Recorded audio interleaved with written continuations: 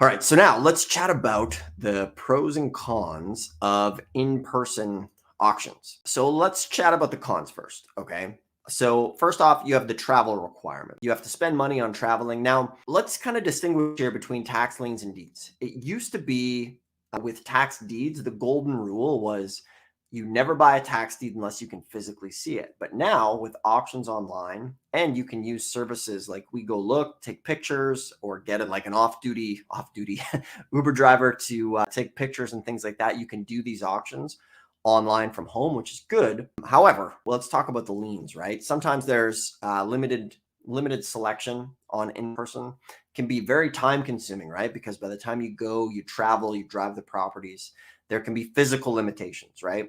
Not anybody can maybe hop and pack up and go to an auction once a month or once or twice a year. All right. There can be environmental factors, maybe the weather, environmental things like that. However, that can also be a good thing because if there's a tax lien or deed auction and there's a big snowstorm or a hurricane, it could mean less people are going to pay their taxes and less people are going to show up. So to be fair, that could actually work for you. And another con could be the pressure. I've seen people bid way too much money on property just because they get caught up in the heat of the moment of the auction. But once again, that can be fun too. It's super thrilling to be in that bid at the auction. It can be quite draining to go and drive and look at 40, 50 properties a day.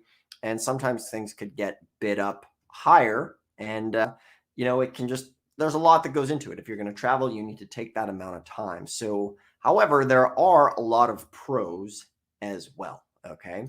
So let me just come back here, check on the questions and the comments. Dante says, thanks. Much appreciate everybody hopping on and starting to engage. Ask me in the comments, or let me know where you're interested in going. Would love to hear what you're up to. Ask us a question there because that's often how I get the ideas here for these live streams as we go. And coming back to the pros.